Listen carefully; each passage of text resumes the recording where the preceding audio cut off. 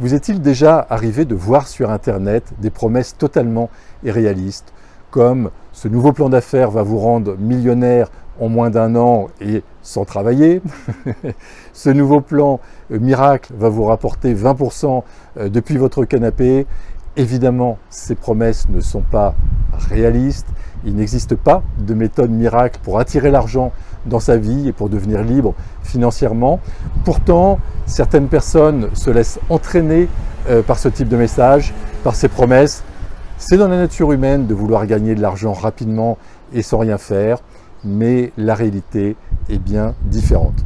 Plusieurs choix s'offrent à nous. On peut attendre en effet un miracle, on peut attendre de gagner au loto, on peut attendre le placement miracle. Un autre choix également s'offre à nous, c'est celui d'attendre que ce soit les autres qui trouvent la solution, qui nous apportent l'argent. Attendre par exemple que notre gouvernement diminue les prix, attendre que le gouvernement augmente les salaires. Ce n'est pas aux autres de nous apporter l'abondance financière. Donc c'est pas utile de se plaindre contre notre gouvernement, c'est pas utile de se plaindre contre les grandes entreprises, contre le système, contre les banques.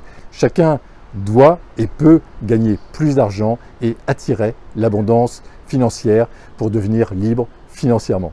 Dans cette vidéo, je vais vous partager les 3 étapes que j'ai appliquées pour devenir libre financièrement et pour rester libre financièrement, et cela depuis plus de 25 ans. La première étape est de pacifier sa relation avec l'argent, de transformer ses croyances limitantes avec l'argent. Souvent, nos croyances limitantes, elles viennent de notre enfance. Moi, je me rappelle, mon père me dit régulièrement les riches ou les nouveaux riches n'ont pas d'éducation, ils sont mal élevés, ils se croient tout permis, ils sont malhonnêtes. Donc c'est quelque chose qui s'est ancré en moi. Il a fallu que je travaille sur cette croyance limitante pour la débloquer. Lorsque je suis devenu un des plus jeunes entrepreneurs de France à faire fortune, après avoir vendu une de mes sociétés, je me suis senti jugé par mon père d'avoir une belle maison, d'avoir une belle voiture, de pouvoir voyager à travers le monde.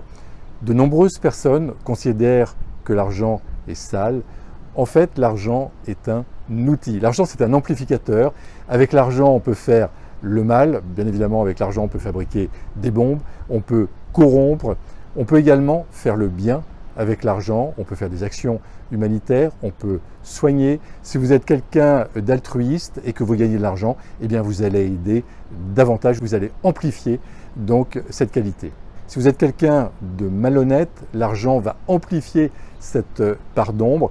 Et j'ai vu des personnes autour de moi considérer que les gens qui n'ont pas d'argent sont bons et que les gens qui ont beaucoup d'argent sont mauvais.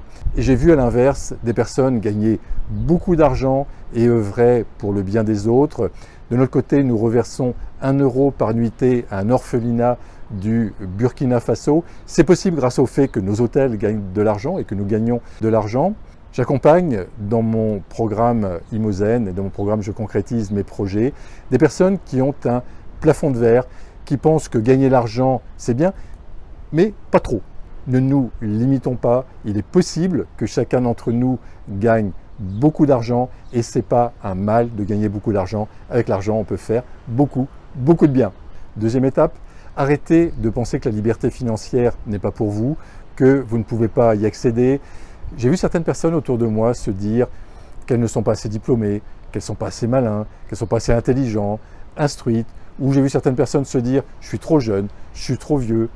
Lorsque j'ai introduit mon entreprise en bourse, j'ai côtoyé des entrepreneurs millionnaires qui ont commencé sans argent, sans instruction particulière, sans diplôme et qui ont gagné beaucoup d'argent. Attention également à ne pas devenir envieux des gens qui sont libres financièrement. Au contraire, cherchons plutôt à nous inspirer de leur réussite. Ce qui nous amène à la 3e étape, c'est se mettre en action, se former.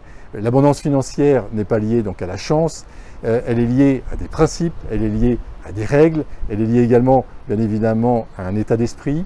Adolescent, je suis parti à la découverte d'entrepreneurs libres financièrement, j'ai voulu comprendre leur ressort, j'ai voulu comprendre leur état d'esprit, comment ils avaient fait pour réussir. Et n'oubliez pas de prendre du plaisir à avancer sur le chemin de la liberté financière. L'important, ce n'est pas l'objectif, donc la liberté financière, le fait d'attirer beaucoup d'argent. L'important, c'est le chemin. L'important, c'est le processus qui va vous permettre de devenir libre financièrement. L'argent ne doit pas être une fin en soi, on ne doit pas vivre bien évidemment que pour l'argent. L'argent ne doit pas être un but, pour moi c'est un moyen, c'est un outil. Et j'ai remarqué que lorsqu'on réalise une activité qui nous passionne, quand on est bien dans son activité, qu'on aime ce qu'on fait, eh bien l'argent finit par arriver. Donc le plus important, c'est d'être bien dans son activité, dans ses projets. En France, on a besoin de se réconcilier avec l'argent.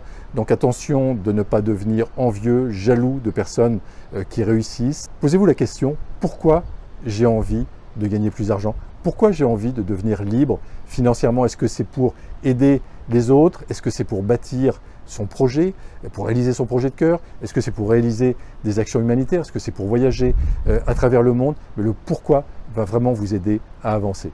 Donc pensez à votre projet, pensez à ce qui vous anime. Et si vous voulez en savoir plus sur ce thème de la liberté financière, de la liberté, j'ai tourné une autre vidéo à votre attention qui s'intitule « Vivre libre, c'est possible ». J'ai d'ailleurs fondé le mouvement Vivre libre que vous pouvez rejoindre. N'hésitez pas à laisser un commentaire et à interagir. En attendant, je vous souhaite le meilleur. À très bientôt.